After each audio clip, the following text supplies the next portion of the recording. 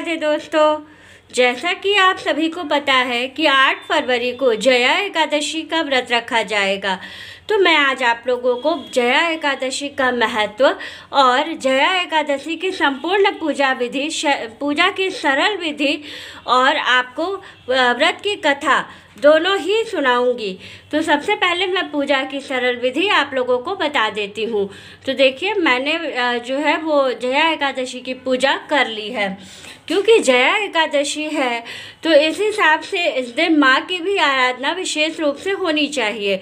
तो मैंने देखिए, मेरे पास महालक्ष्मी जी और हरि विष्णु जी दोनों लोग की तस्वीर थी, तो मैंने सर्वप्रथम तस्वीर को स्थापित किया है। फिर हरि विष्णु जी और लड्डू गोपाल जी को पंचामृत से स्नान कराया है और इनको स्नान कराने के बाद फिर देखिए गंगाजल से स्नान कराया है और फिर माला से श्रृंगार करके और मैंने फिर जो है पीले फल का भोग लगा करके एक दीपक प्रज्वलित कर दिया है। अब हम लोग जानेंगे जया एकादशी के दिन महालक्ष्मी जी की आराधना हम कैसे करेंगे। तो देखिए, जिस दिन जया एकादशी होती है इस दिन महालक्ष्मी जी को विशेष रूप से उनकी पूजा जरूर करनी चाहिए। तो मैंने देखिए लाल पुष्प अर्पित किए हैं माँ को और इस तरह से मैंने जया एकादशी की पूजा कर ली है। अब चलिए मैं आप लोगों को जया एकादशी का महात्म्य कथा के द्वारा बताती हूँ। तो चलिए कथा शुरू कर लेते हैं।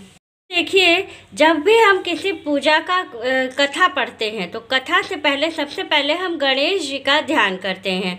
तो गणेश जी का ध्यान करने के लिए कथा सुनाने से पहले सबसे पहले हम लोग क्या बोलेंगे? श्री गणेशाय नमः। और इसके बाद अब हम जो है सबसे पहले मैं बता दूं कि जिस दिन जया एकादशी है इस दिन किस मंत्र का जप आपको करना है।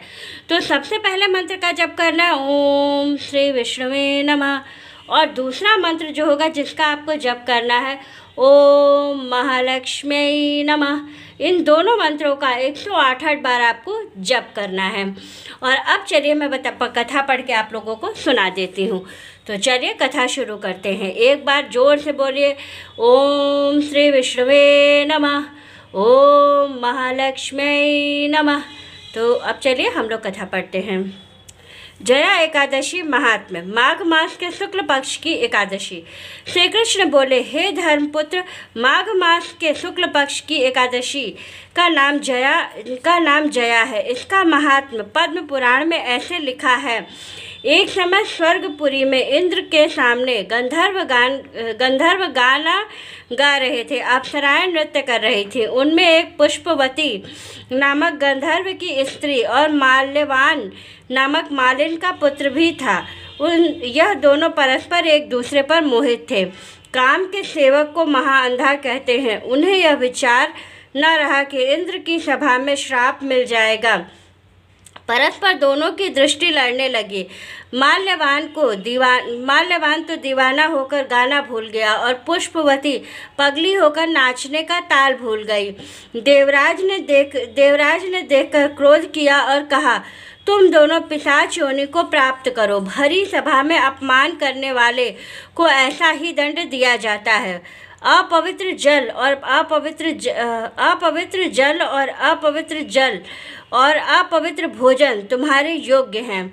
ऐसा कहकर स्वर्ग से गिरा दिया। स्वर्गारोहण मार्ग द्वारा बद्रीनाथ में आए।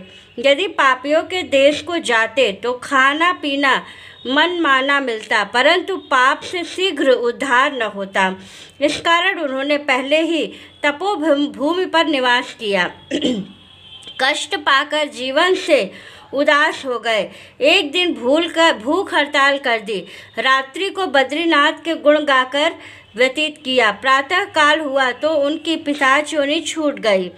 स्वर्ग से विमान आए और उन्हें ऊपर चढ़ाकर कहा, कल जया एकादशी का दिन था। आपने भूख हड़ताल कर दी और रात्रि जागरण कर प्रभु का गुणानुवाद गाया। उसके प्रभाव से हम आपको स्वर्ग में लिए जाते हैं। तो इस तरह से जो है जया एकादशी की कथा है, जो कि एकादशी कहा जाता है कि सभी पापों को नष्ट करने वाली एकादशी होती है। किसी भी एकादशी, साल की जो 12 एकादशी होती है, 12 एकादशी सभी पाप को हरने वाली होती हैं। इसलिए कहा जाता है कि एकादशी का व्रत सभी व्यक्ति को जरूर करना चाहिए। तो इस प्रकार से जया एकादशी की कथा थी जो मैंने आप लोगों को सुनाई। कथा अच्छी लगी हो और पूजा की विधि अच्छी लगी हो, मंत्र अच्छे लगे हों तो चैनल को सब्सक्राइब कीजिएगा और बेल आइकन को दबाना बिल्कुल ना भूलिएगा। वीडियो को लाइक कीजिएगा और प्यारा सा कमेंट कीजिएगा और आगे शेयर कीजिएगा। राधे राधे दोस्तों।